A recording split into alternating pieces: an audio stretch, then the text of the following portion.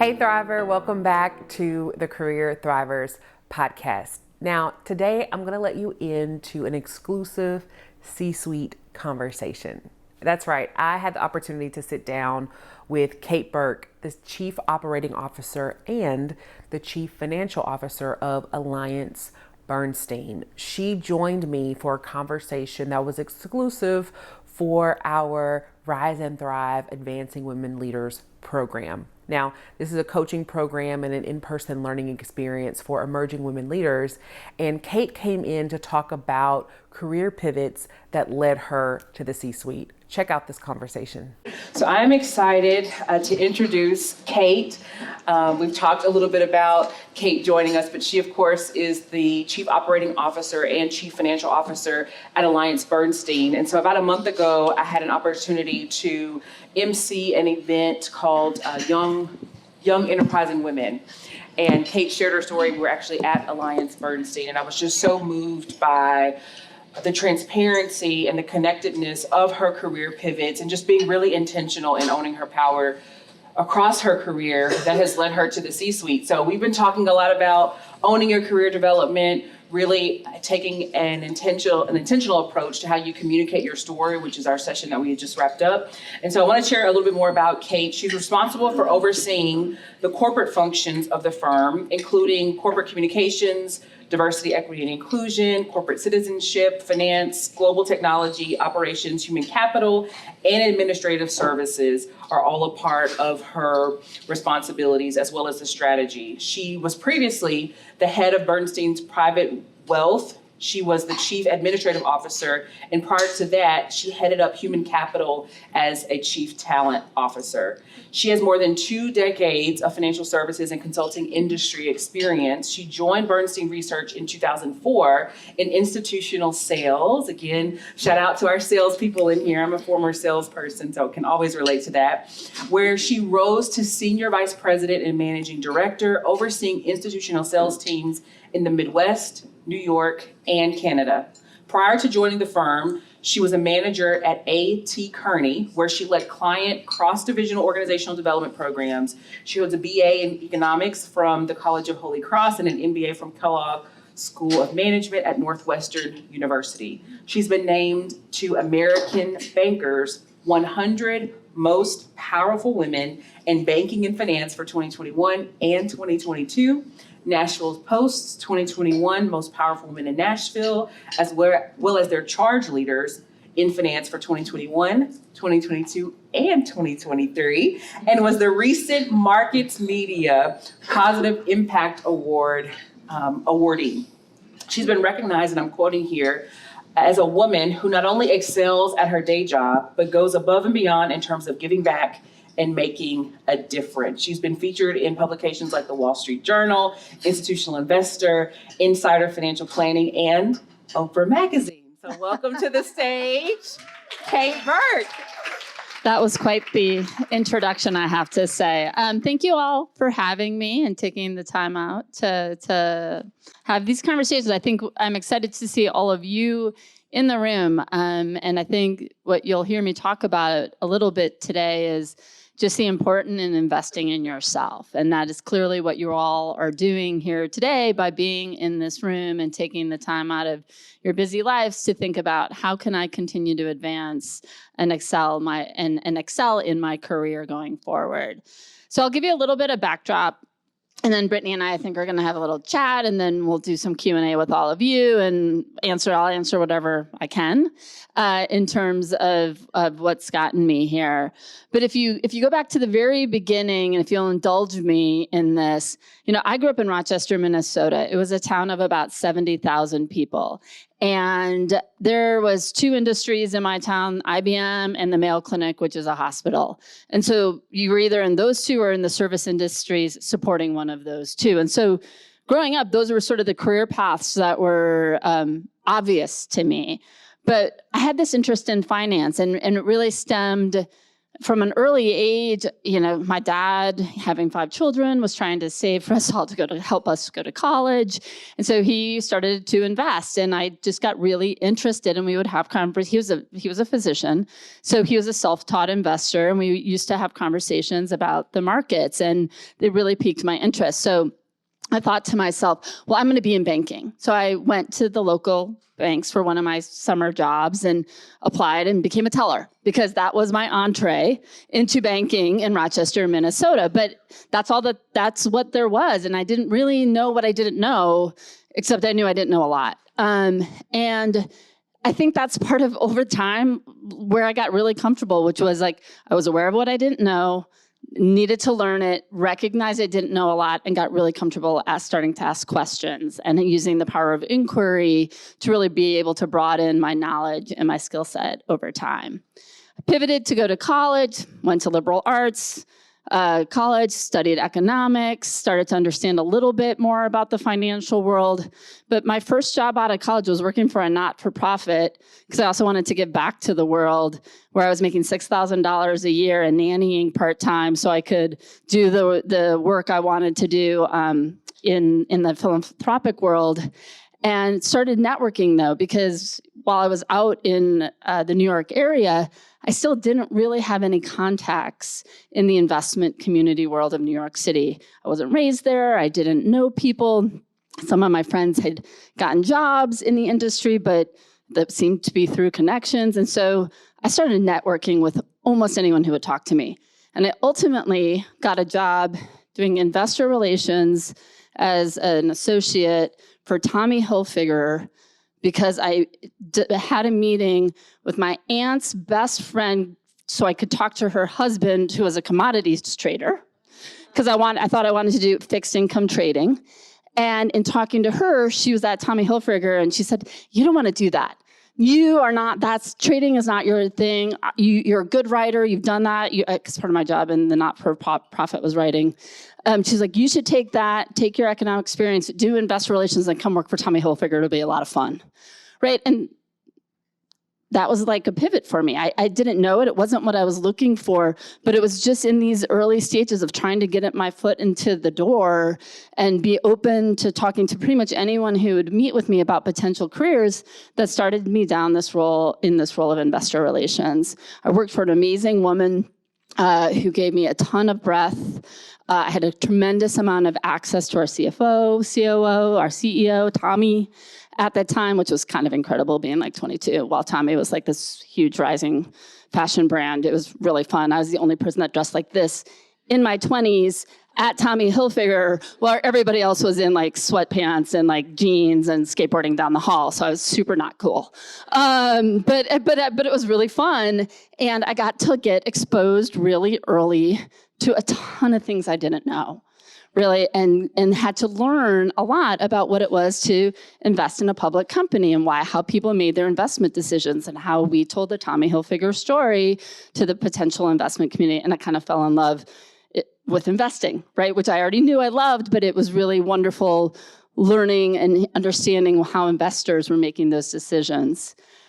Knowing that I still didn't know a lot, I made a decision to pursue my MBA at Kellogg. It was a choice, too. I thought about going part-time, but I said, no, I really want to immerse myself, invest in myself early in my career. Went and had my MBA, majored in finance and marketing, and was graduating and was trying to make a decision between consulting, because I sort of in my mind had these two potential career paths. One was like, I want to run a company someday. I just don't know what it is. I love the idea of running a business and being a leader, and I don't know whether it was going to be entrepreneurial or what, but I knew I needed to understand more about how companies operated. Or I wanted to be in finance and like be in the markets every day talking about equity, and totally two different paths. So I ended up choosing the consulting path because it was a personal decision. I was getting married. My husband had a job in Cleveland. And guess what? Not a lot of financial industry in Cleveland. So I said, I'm going to go down the consulting route. And it was fantastic because it did give me this, again, tremendous opportunity to learn. And that's what you will hear in every pivot of my career along the way. There was an intentionality about what I was going in that job to learn, what I could contribute and how I could grow so that I would have a broader set of skill sets that I knew would enable me to be ideally successful in whatever ventures I was going to have over the course of my life without a set path. And I promise you, no one would have said, how do you become a CFO? Follow Kate's path. It's a very non-traditional path that got me here. It's like not what you would expect anyone to really do. Did that, did management consulting, worked in healthcare, automotive, constantly was a young woman walking into predominantly male-oriented industries and had to pretend is not the right word. I had structure and frameworks to apply to the problems we were going in to solve. But in reality, I was never the subject matter expert in the room. I was always in the room with people who knew more than I did about the problems we had to solve. My job was to help frame and provide the structure to get to good outcomes and then help them learn how to execute it. Hugely valuable skill. I still use it to this day. It's one of the things that's probably been the hallmark of my career, has been recognizing that in almost any circumstance or any question I'm trying to solve, there will be someone in the room who knows more than I do about the topic, who's confident in what they're doing, is the subject matter expert. And my best way to get us to a good conclusion is to ask the right questions and to listen to them and understand what they are thinking to help me get to the right outcomes and help them frame a path forward. So took that. My husband and I eventually moved to New York because he really wanted to live there. I'd already lived there once, but it was really important to him. We moved, and then all of a sudden I was in the world of finance again. Everyone around me I knew was in finance, and I wanted to make a pivot because I was like, I've learned a lot on the consulting side and the management side, but I love the markets, and that's when I moved to Bernstein Research. And I was so impressed with Bernstein Research because it is filled with subject matter experts galore. Like every day I was learning something about a new industry, new investment strategy. It has been an amazing career and opportunity because again, it was constant learning every day. But over time I did sales. That was a skill set I didn't have. I remember the first time I had to do a cold call after like 6 months of training and literally was leaving message after message because it was still when you called. And a client eventually answered and I panicked so much I hung up because I was so like not prepared to actually do then the pitch that I had been practicing for like 6 months. It was terribly embarrassing. I sit in an open floor plan. So like I thought for sure, I'm sure I turned beet red. I probably am turning even red now thinking about it. I thought for sure my colleagues, again, mostly male, would look at me and be like, you're an idiot. Thankfully, no one picked up on it. And I took a deep breath and I centered myself again. And I didn't call that person back because that would have been awkward if you had my phone number. I did eventually call him back later, but I started again and I picked up and eventually cold calling and sales was one of my favorite things to do, but it was really hard in the moment to get over the fear of putting myself out on the line and getting really comfortable with it. And so leaning into that fear, owning it, being comfortable with it, knowing you're gonna have that adrenaline in your chest as you're making that call, and then being like, how do you capitalize on it, was a really important learning experience for me, and it was what ultimately helped me get really comfortable in the concept of sales. So now you see I have management experience, some consulting frameworks to apply. I now have sales. Well, what should be next? Well, how about actually managing people? And I had worked in consulting for someone who was an amazing, he was really, really smart. He was incredibly driven, and he worked me to the bone. And like just never, I could never meet his expectations, or when you did, you're like nirvana kind of moment. And so I was like, that's how you motivate and inspire people, is just to be really difficult and set really high standards. That is actually not a good management technique. And so I went to work, so I went into a manager role where I was managing peers who like one day I was like, hey, we're buddies. The next day I was like, I have a high bar. And thankfully, one of my friends was like, what are you doing? You're an idiot. Like, you're like, get it together, Kate. This is not gonna really work for you. Like, you gotta learn how to motivate a team. And like, you know what it was like to be a salesperson. Like, your job is to help us be better. And that was a really important pivot for me to be like, you're right, I have to change myself as a manager, not to make the people working for me follow what would motivate me or what I would have done well under or the structure that I would like them to have. I need to adjust my management style to the individual and recognize that the individual who's working with me is incredibly capable, has a lot of potential of what they're going to deliver against, and my only job is helping that path to their success be better. And that was a major pivot for me from a leadership and management perspective, which was like, it's not on the person that is working for me to adjust, it's on me to adjust and bring out their best. And that really became, I think, a hallmark of my career, because again, it goes back to this question of knowing the person, learning from them, understanding who they are, trying to motivate them. From there, I thought for sure my next job was going to be like a senior sales leadership role, like running a whole national sales team. Thought I was on the path for that. And during that time, I got involved with other things in the broader AllianceBernstein organization, working on culture projects, other elements that were important to me in terms of working for a firm I could be proud of. And got to know some of the senior leaders, the CEO at the time and the COO. And one day the COO stopped by as I was writing year-end reviews. I was like, hey, I have a proposition for you. And I was like, uh-oh. He said, what do you think about becoming head of human capital? And I said, what are you talking about? I was like, no, I'd have zero. I'm like, I'm a salesperson. I'm a revenue generator. Like, why would I want to move into human capital? And he said, because you were going to learn, this then became over an extended conversation. I didn't say yes right away, which surprised him. It actually took me about a week to get comfortable with this career pivot. And he was surprised I didn't just jump immediately at the chance. But I really did have to think through for myself the difference of being a revenue generator versus, again, trying to be a leader for an enterprise and how that would be different. But it was the best career move I made, and he was right in that he said, you're going to learn everything there is to know about the people in this organization and how to run this business. We're a people-intensive business. Everything we do is around developing and retaining talent. This is your entree into understanding the business better than anything.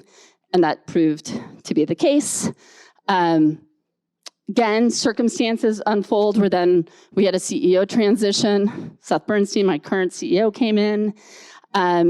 And I thought, he's going to fire me and bring in someone he likes. Like, you have to partner well with the CEO. And the first time I met with him, I came in with my list of all the things he needed to do. And he spent the first half hour talking about my personal life. I'm a mother of four. I have 4 children. How do I balance that? What's going on? And I was like, who is this person? How is he going to run this organization? I got a bunch of things he has to do. But it was an amazing point of also leadership of saying, we're going to get to all of that eventually, but I want to know the people I'm going to work with. And I know I'm coming into an uncomfortable situation. And so getting to know who you are and what motivates you is incredibly important. And it ended up being a fabulous relationship that I still have. I mean, obviously I have it with him today because working with him has enabled me to move then from the human capital role, eventually into the CAO role, and eventually into the COO role. So when the person who got me to be head of human capital decided to retire, he was my mentor. He helped me move into this role. And I became a bit of a utility player also for the business because my approach has been, I don't know. I will come in, I will help understand, help frame the problems, leverage the people who know more than I do, be really willing to learn, lean into the issue, and be really comfortable with the fact that I don't know everything, and that the best way for me to learn it is to ask others and lean into the discomfort and fear that has been persistent throughout my career, but taking advantage of that from that first cold call till now, leaning into that level of discomfort and saying there's an opportunity for me to learn and engage and to help try to elevate the people I'm working with so that we can get to the best outcomes. And that's really been the arc of my career, that I followed this entire time. So that's my story. Hopefully that gives you, Brittany, enough to to chat about, and I'm happy to answer any questions along the way. Hey Thriver, have you ever had that feeling like you're doing all of the things, but you're still in the same place? If you're ready to unleash your full potential and to move beyond feeling stuck, stagnant, overlooked, and overwhelmed, you're in the right place. I have an exciting tool for you called the Own Your Power Checklist, and it's the ultimate guide to helping you to own your personal power to thrive as a leader. Now, this checklist is going to help you to do 4 things. Number 1, it's going to help you to own your unique personal power and to really wield it. It's going to help you to embrace your authenticity, to develop self-awareness, to take ownership and hold yourself accountable. And then lastly, how to trust your instincts and turn those obstacles into opportunities. I'm so excited for you to cultivate an authentic personal brand and remain resilient without it costing you your well-being. Why? Well, because now is the time. Now is the time for you to move beyond the barriers and to create new opportunities. Now is the time for you to stop being passed over and to start being recommended in rooms that you're not even in. Now is the time for you to stop feeling stuck and stagnant and to align your strengths to accelerate your growth. Now is the time for you to step into the leader that you were always meant to be. So don't miss out on this opportunity. Click the link to download the Own Your Power checklist now. Take the next step towards owning your personal power and thriving as a leader. Get your checklist today at careerthrivers.com/podcast. It's your time to thrive. Awesome. I'm excited. And I know there are probably tons of questions in the room. I was jotting down a few as you were sharing because so much of it resonates. It's like she was here yesterday. I don't know. But I want to pick up with you shared you had to think through it for you first when you got that tap about the chief human capital. And we have actually some challenges on the back of that whiteboard. And one of them that came up in the room was like, well, how do I know what to do next? And I think that's so intentional as far as like someone senior said, hey, I think you should do this. And you said, well, hold on a minute. I need to check in and think through it for myself. Talk to us about like, what did that thought process look like? What were you going through in your head to make the decision? So first and foremost, I was flattered. Like, to be clear, I was like, what, me? I'm like overwhelmed by the offer to have me do this. But I also had to take the deep breath and say, well, what is it that this is gonna give me, right? So when I've talked about my career, every move has been there's a skill set or something I'm looking to develop. Like, how will this create a better Kate Burke leader in the long run? And a recognition that it was a pivot away from this like hard charging revenue producing person that I had kind of identified with as my brand and like who I was, and recognize that leaning into the people side of it and learning how to be a better people leader and learning more about the organization was going to ultimately be beneficial. But I had my like pros and cons lists. I talked to people who were important to me over the course of my career. I talked to my husband about it, who's always been great counsel for me in terms of helping me reflect on the decisions I've had to make along the way.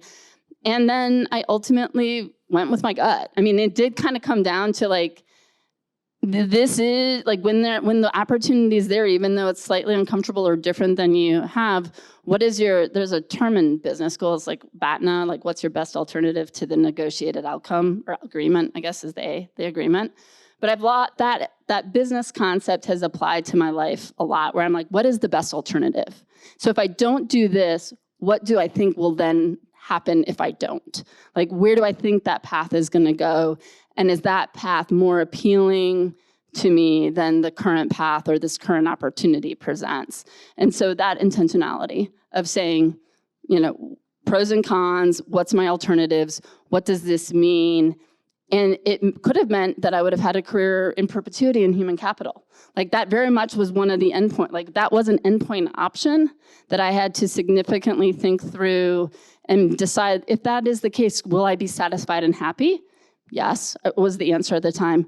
Or 2, will I still feel comfortable enough that I have the skill set to pivot into something else, even if it's not at AB, to do that because I'll gained enough knowledge to be able to make another pivot along the way.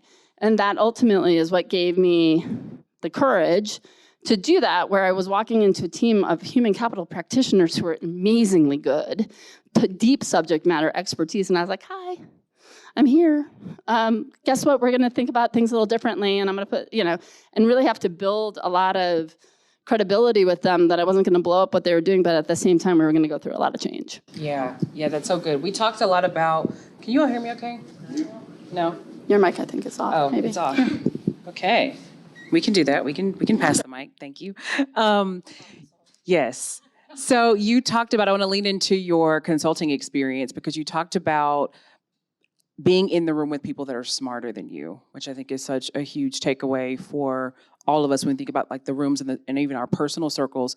But then you talked about the skill set of listening and then being able to add value, which we've talked about, and there's no shortage of like that language being thrown around, how do I add value to the team? How do I do this and do that? And a lot of it has to do with like listening and understanding the priorities of the people that you're with. Can you talk to us a little bit about what that process is like when you're in the room, when you're listening? What are you listening for? What are you doing with the information? And then how can someone apply that to say, okay, now that I'm in the room with people that are smarter than me, how do I add value to this team? Thanks. Look, so I would start that before I go into the room, I actually try to do a fair amount of preparation. So that I'm going in with an idea about what are the things that I do need to learn along the way, and an acknowledgement of the people in the room that they are actually subject matter experts and that I am there to learn from them. It's easy to come in with the title of COO and people will be like, I'm not, you're gonna come in and tell me what to do. And my view is like, I don't really tell anybody what to do. I try to help them figure out what they should do next. And so with that mindset, it's really about coming in with an idea of what the problem is, asking them to help articulate the problem, right? So knowing the objective up front that you're working towards, and if there's disagreement on what that is, that's actually the first learning that you're able to explore and try to understand. And then it's to understand the different priorities and the different roadblocks and the different hesitancies or fears that have stopped them from taking action thus far.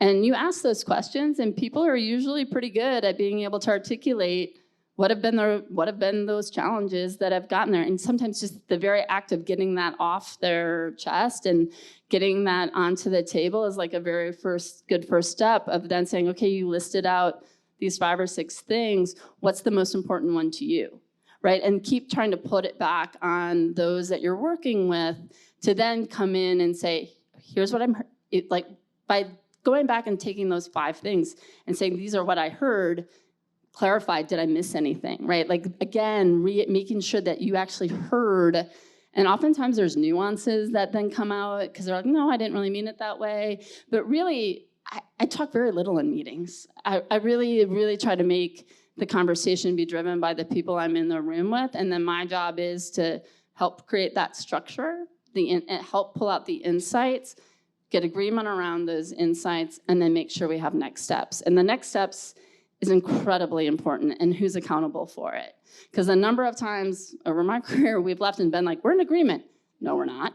Who's doing the next thing? We don't know, right? And then all of a sudden you're back in the room a week later being like, we're having the same conversation. What happened? So really getting that discipline of not leaving a room without knowing what the next action or lack of action will be, but an agreement on that and who's doing it and when are you going to come back to have that conversation. That project management aspect of it is incredibly important. We talk at AWL all the time about accountability because it's very easy to be in a room of a lot of smart people and be like, we all agree that there's a problem. Okay.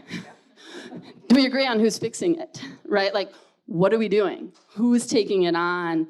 Who's taking on that work? And when are we gonna know what is the next milestone or checkpoint that we're gonna have to know that we're making progress or that we need to pivot to another direction? So it's not necessarily having like a year-long plan or a next 2 months plan, but knowing the next step and a shared view of the preferred outcome is sort of the approach I try to take consistently. Yeah, and that's so good for not only business, like I'm sitting here and thinking, that's what we do, with career thrivers, like from an entrepreneurial standpoint, like it's the same approach, but it's also the same approach in terms of your career, because I think that's what keeps so many women and professionals just in general in analysis paralysis, because you're trying to think of like, what's my 5-year, 10-year plan? who knows, like what is the next best career move for you and really owning that intention towards that? That's right.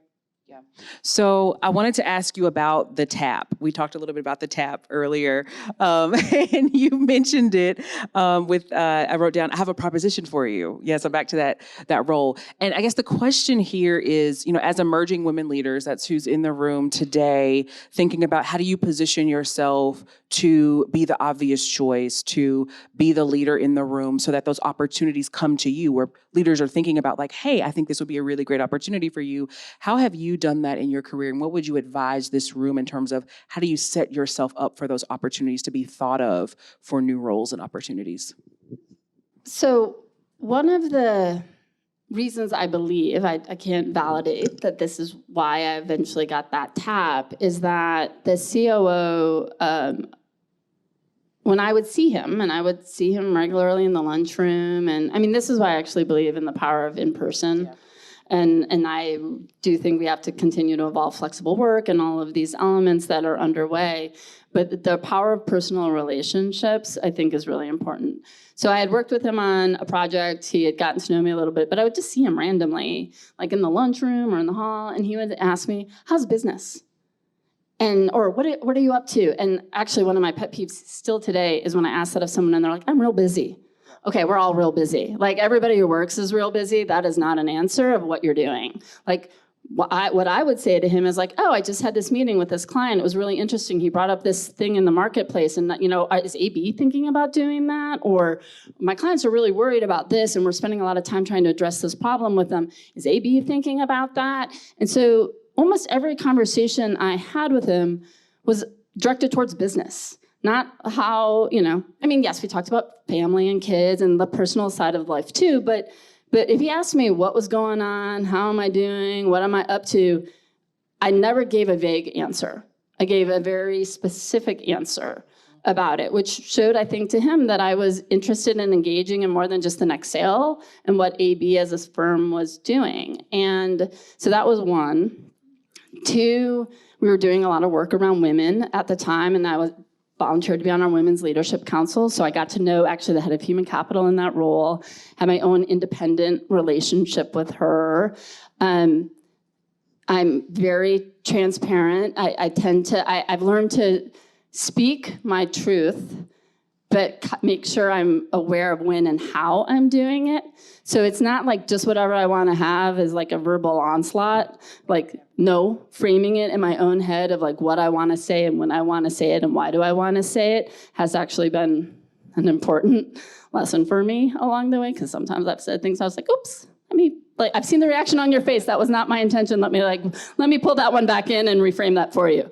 But learning how to, do that and lean into some of those problems that were, or things we were trying to address, and figuring out when and how to use my voice in a way that was meaningful versus taking air. So that's another pet peeve is when I'm in a room and everyone's just, I'm like, I know this person's gonna say this.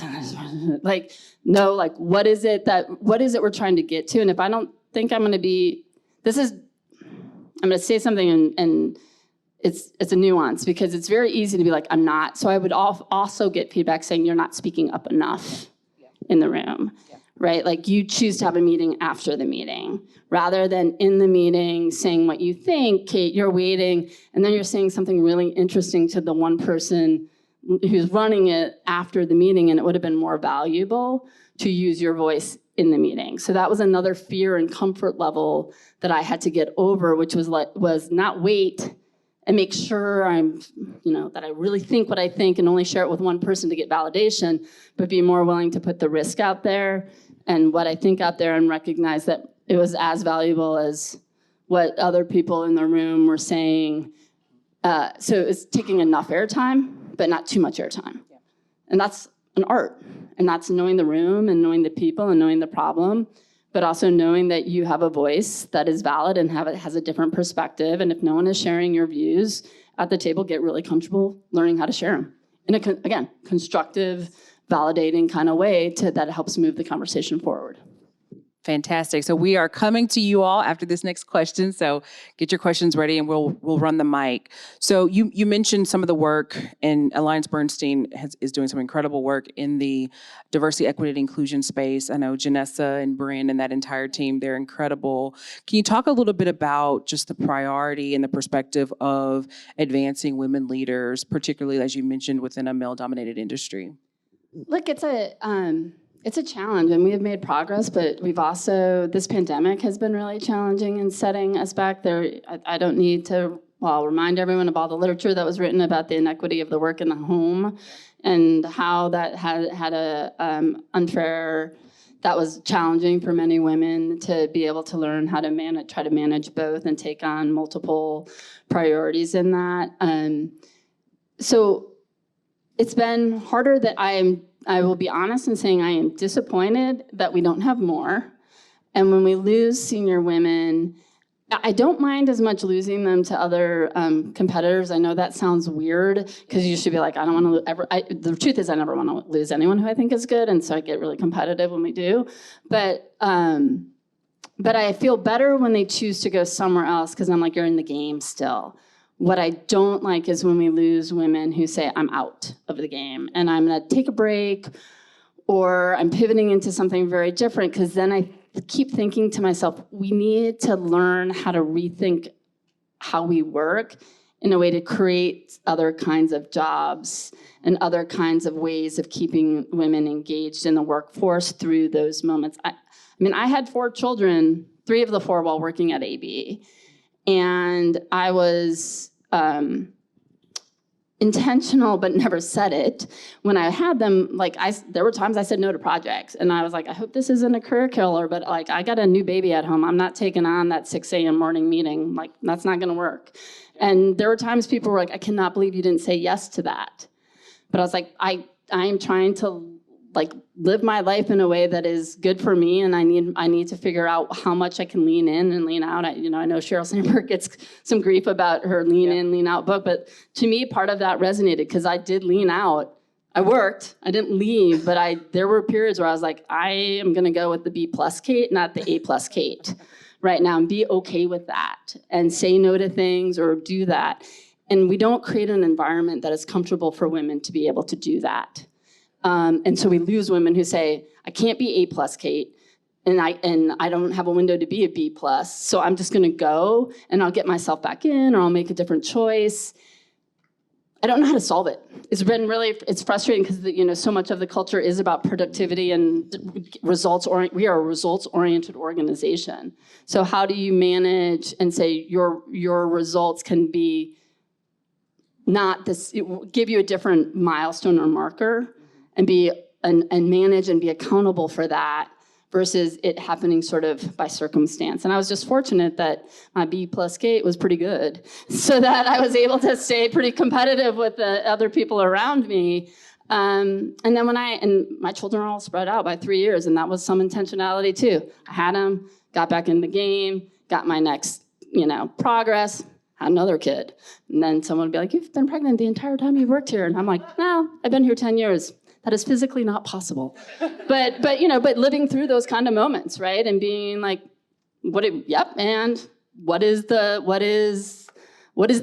mean? Why does that matter? And getting really much more comfortable in talking about what I've delivered and what my outcomes have been, and less about what I've tried to balance on the personal side. Yeah, anyone else find that helpful?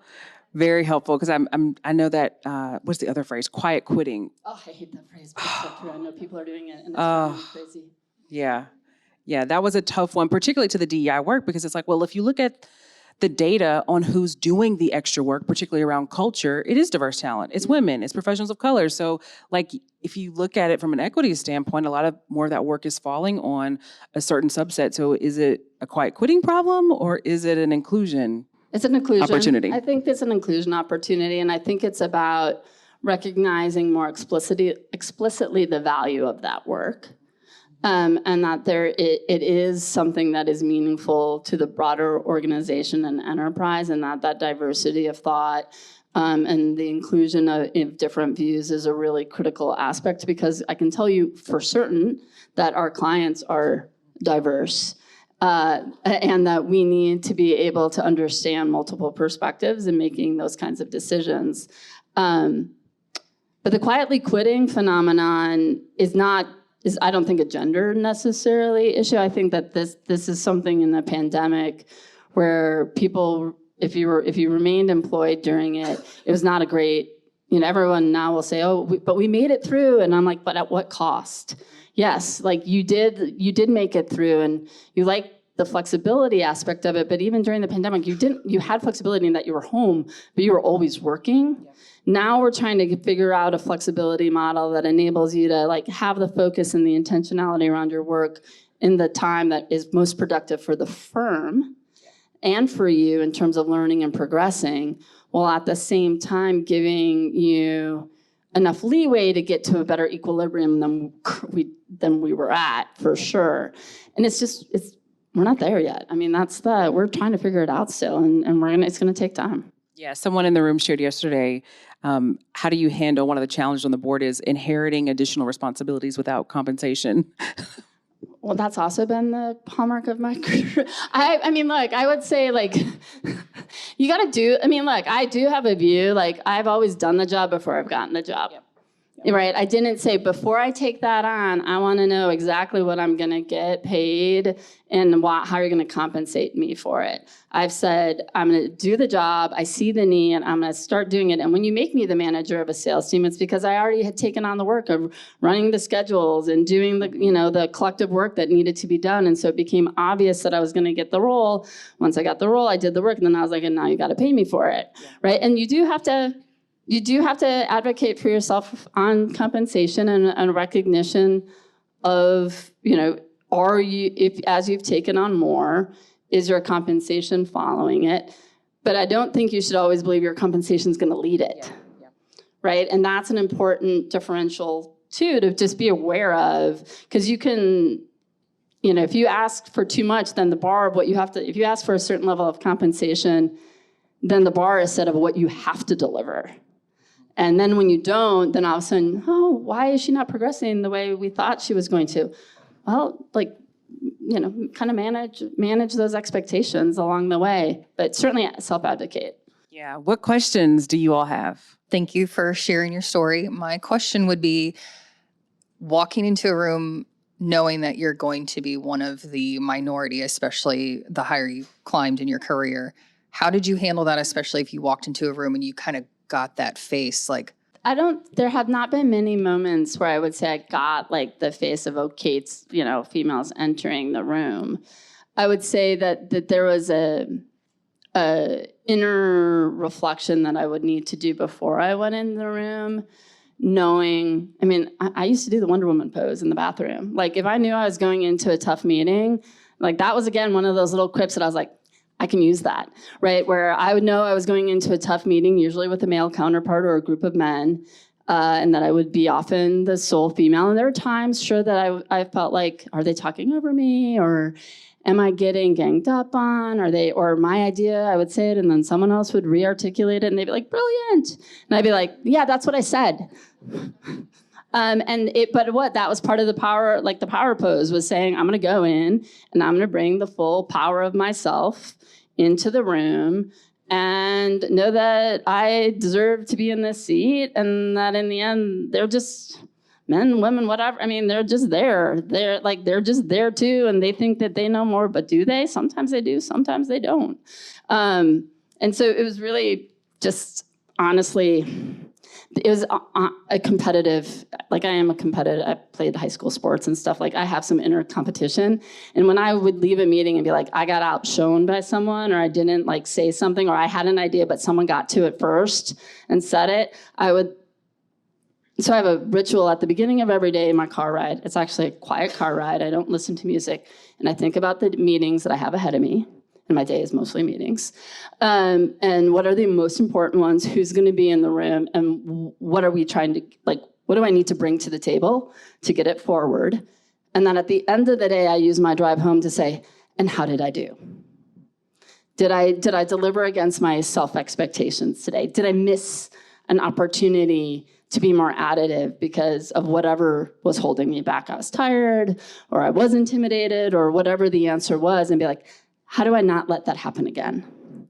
And so there's a lot of self-reflection, preparation and self-reflection that I do on a daily basis that I think makes me better the next time I'm in the room where I'm going to be, the only woman I've met. I'm meeting the men for the first time. I don't know them all. Like, how do I bring my game? And be very conscious that is what I'm bringing, is like my game into the room, and there's a reason I'm there. I have a question about, you talked about your managers along the way and your relationship with them. Did you ever experience a situation where you did not agree with your manager in how they were? All the time. And I would love for you to tell us about, how did you manage that with knowing that, if you speak up to your manager, you can potentially get to their bad side and... Yeah, I mean, look, I think this is what I was attempting to convey earlier. It's just about how is it constructive? Like, how are you conveying something in a constructive manner? And also recognition that once I've conveyed the information and I know that they've heard it, if they disagree with me, I also have to live with it. Like, I can't, like, there's so, beating the same drum that you're like, I've heard that drum before, it doesn't make it any more or less true than it was the first time you said it. If the facts have changed, if there's something else that is additive to your argument, by all means, bring it back up. But if a decision has been made, and I've been on the right side of decisions and I've been on the wrong side of decisions, where what I wanted and was advocating for wasn't the right choice in the end, and that the path we took was better. So being comfortable saying it, but then also being comfortable saying, I'm backing you as my manager in the end, and that the path forward that you are taking, I'm going to make myself fully, like, if that's what we've chosen, I'm going to work towards making that the outcome. And I may think that my plan B is better, but we're going with plan A, and so that's what I'm going to put all my energy into doing, versus trying to keep getting them to convert to plan B, because that's exhausting. And that's usually a waste of energy on all parties involved, because you're not then making any progress, because you're continuing to debate that next step or putting up roadblocks, when what I really want, or what my managers wanted out of me, was like, how to lay the path smooth. Like, get rid of the roadblocks for me, don't create more. So you can disagree. I mean, we disagree all the time at work about like things we should do, but we always, in the end, when we leave one of our leadership meetings, we always say we are in agreement on the path forward, and we are all going to put our own weight behind getting it done. And we can bring it back up in this group occasionally if we think there's things we need to revisit and have our check marks, but go out and get it done. Thank you so much for sharing. It's always really exciting to hear about other women in the workforce, and especially women that are in the game and have beaten the game. My question is, I'll be a first-time personal leader this summer. I have an intern coming. I love the piece that you mentioned about getting to know the person first. Do you have any additional advice for someone as a first-time leader? Look, I think that I would do a healthy dose of reflection, like regularly, on how did the person do for me, but how did I do for the person, right? On a regular basis, asking them for feedback along the way. I think an important part of the first-time leadership is, and for particularly someone, I don't know if it's someone who's new to the workforce you have, or someone who is like similar experience, but either way, setting out some clear objectives and an understanding of what success looks like is such a gift for the person that's working for you, because then they're not sitting there wondering, like, am I doing a good job or not? Like, am I making progress against the things that are important? It takes a lot of time to actually, like, you will be shocked as a first-time manager the amount of time it takes to manage someone if you're gonna do it well. And I think people underestimate that all the time. But if you do it right in the beginning, that's when you start to get that multiplier effect, because then you actually do have that extra set of hands and brain working on something on your behalf to get to an outcome. But if you don't do the time up front to lay it out and the steps that they need to take, they flounder, you're frustrated, and then you're wondering why it's not working. Sometimes it is the person, but oftentimes it's the manager. I found myself, and over time, when I'm really honest about why we didn't make more progress, it's like because I didn't give the clarity of what needed to be done, and didn't give them real-time feedback when they did it really well, and real-time feedback when they actually didn't hit the mark, and building that relationship so that they hear you. Like if you're only ever telling people like what they did wrong, they're gonna stop respecting you, and they're gonna be like, yeah, noise. And like they literally stop listening to you, and then you're done. So build a relationship, establish trust, give feedback, and have a clear plan that you're going to be measuring against them so that they have confidence and clarity of what they're doing.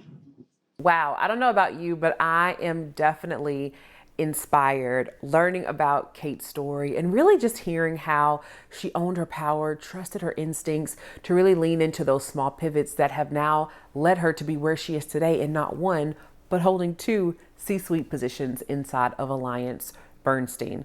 What small pivots can you make to thrive as a leader in your career? Until next time, see you on the next episode, and let's thrive together.